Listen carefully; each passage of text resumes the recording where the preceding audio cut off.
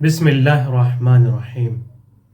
ہمارے یہاں پر جس طریقے سے عید الفطر کے دن شک ہوتا ہے کہ آج چاند ہوا یا نہیں، اسی طریقے سے ماہ رمضان کی پہلی تاریخ کے بارے میں بھی شک ہو جاتا ہے کہ آج شعبان کی آخری تاریخ ہے یا ماہ رمضان مبارک کی پہلی تاریخ ہے۔ تو ایسی صورت میں انسان کیا کرے اور اس دن کو کیا کہا جاتا ہے؟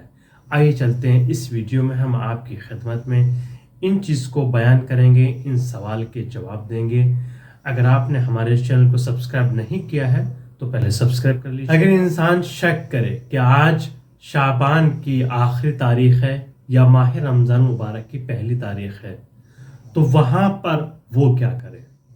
مسئلہ نمبر 1944 میں بیان کیا گیا، جس دن کے بارے میں انسان کو شک ہو کہ ماہ شعبان کی آخری تاریخ ہے یا ماہ رمضان مبارک کی پہلی تاریخ ہے، اسے یوم الشک کے نام سے جانا جاتا ہے، یعنی اس دن کو یوم شک کہا جاتا ہے اور اس دن کا روزہ رکھنا واجب نہیں ہے۔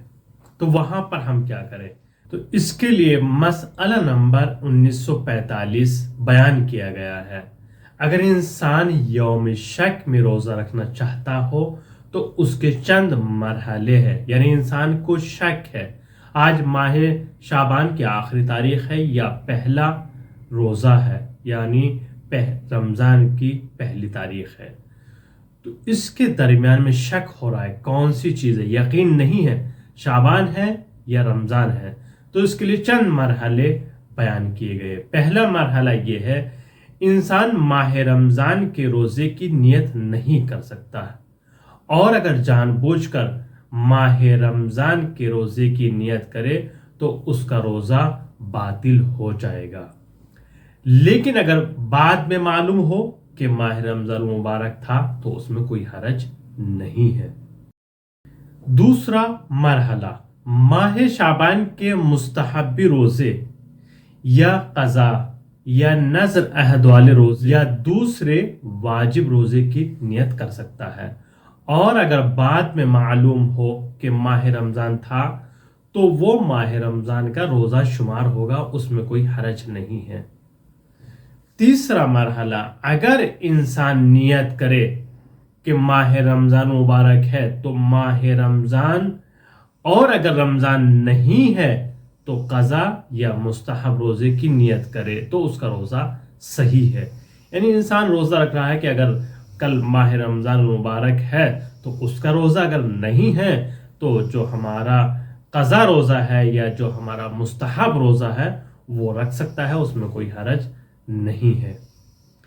چوتھا مرحلہ جو یہاں بیان کیا گیا وہ یہ ہے، اگر انسان قصد کرے کہ خداوند متعال جو ابھی ہم سے چاہ رہا ہے، جو ہمارا وظیفہ ہے، جو ہمارا فریضہ ہے، مجموعی طور پر ہم اس کو انجام دینا چاہتے ہیں، اسی نیت سے اور اسی کا قصد کر کے اس فعل کو انجام دے تو اس کے لیے کافی ہے، اور معلوم ہو جائے کہ آج ماہ رمضان کی پہلی تاریخ ہے تو کوئی حرج نہیں ہے، اس کا روزہ شمار ہوگا۔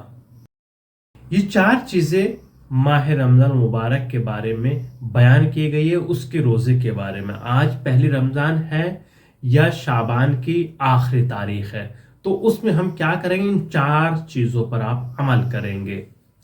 اس کے بعد مسئلہ نمبر 1946 آتا ہے، اس میں کیا بیان کیا گیا؟ اس میں بیان کیا گیا جس شخص نے یوم الشک کا روزہ رکھا ہے، یعنی جس کو معلوم نہیں ہے کہ شعبان ہے یا رمضان کی پہلی تاریخ ہے، اس کو یوم الشک کہا جاتا ہے۔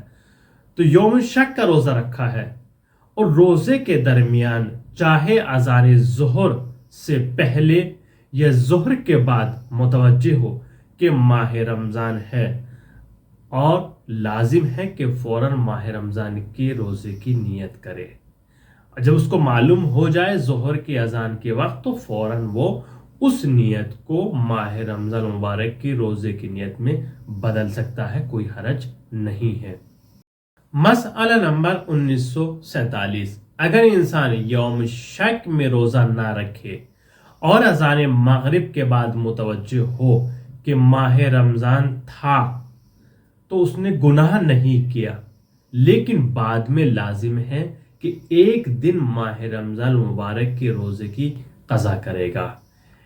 مسئلہ نمبر 1948، اگر انسان یوم شک میں روزہ رکھے اور دن میں متوجہ ہو کہ ماہ رمضان ہے تو اس کی چند حالتیں ہیں۔ پہلی، اس سے پہلے متوجہ ہو کہ ماہ رمضان ہے، ایسا کام جو روزے کو باطل کرتا ہے انجام دیا ہو تو اس کا روزہ نہیں ہوگا، وہ روزہ نہیں رکھ سکتا۔ لیکن احتیاط واجب کی بنا پر باقیہ دن ایسے کام جو روزے کو باطل کرتے ہیں اس سے پرہیز کرے گا اور رمضان کے بعد اس دن کی قضا بجا لائے گا۔ اگر آپ کا کوئی سوال ہو تو کمنٹ میں کر سکتے ہیں، اور ہم نے ماہ رمضان مبارک کا انٹرنیشنل کمپٹیشن رکھا ہے، آپ اس میں شرکت کریں، اور جو 5 ممبر اچھے نمبر لے کر آئیں گے ان کو انعام سے نوازا جائے گا، اور جس کا ایگزام 25 رمضان مبارک کو رکھا گیا ہے اور عید الفطر کو اس کا اعلان کر دیا جائے گا۔ آپ خود شرکت کریں، اپنے دوستوں کو بھی بتائیے اور اپنی فیملی والوں کو بھی اس چیز کے بارے میں ضرور خبر کریں۔ ہمارے چینل کو شیئر اور سبسکرائب کرنا نہ بھولیں۔